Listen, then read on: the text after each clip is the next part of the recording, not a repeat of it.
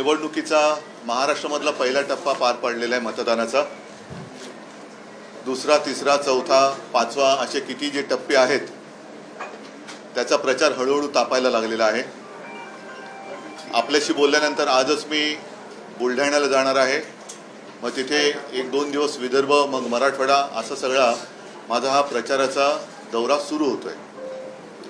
एकूण जर का आपण पाहिलं तर प्रचारामध्ये काही वेळेला मूळ मुद्दे बाजूला पडतात की काय अशी एक शंका यायला लागलेली आहे। मूळ मुद्दे जे खरे आहेत, मग त्याच्यामध्ये 10 वर्ष मोदी सरकारने काय केलं हा एक प्रश्न महत्त्वाचा आहे, ज्याला बगल दिली जाते आणि दुसऱ्याच कुठल्या तरी मुद्द्याला महत्त्व देऊन लोकांची दिशाभूल केली जाते। असो, याबद्दल मी माझ्या प्रचार सभांमधून बोलणार आहे। आज मी तुम्हाला जे बोलवलेलं आहे तो विषय महाराष्ट्राच्या दृष्टीने अतिशय गंभीर आहे। गेल्या काही दिवसांपूर्वी मध्य प्रदेश, तेलंगणा इथल्या ज्या काही निवडणुका झाल्या, कर्नाटकाची निवडणूक झाली, त्या निवडणुकीच्या वेळेला मी आपल्या सगळ्यांशी बोललो होतो आणि त्याच्याबद्दल आम्ही निवडणूक आयोगाकडे लेखी विचारणा केली होती। कारण हा व्हिडिओ मी तुम्हाला ऐकवतो, कारण माझ्या फोनमध्ये व्हिडिओ आहे। कदाचित आता तुम्हाला मी तो फोनमध्ये असल्यामुळे दाखवू शकणार नाही, पण हा जो व्हिडिओ आहे त्याचा आवाज नाही। बूथ में बटन दबाओ ना, तब जाए बजरंगबली बोल करके सजा दे देना। पक्का दोगे ना?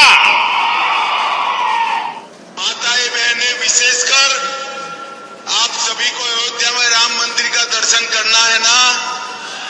करना है या नहीं करना है? खर्चा होगा ना? होगा ना? मगर मैं कहता हूं नहीं होगा। आप 3 दिसंबर को भाजपा सरकार बना दो।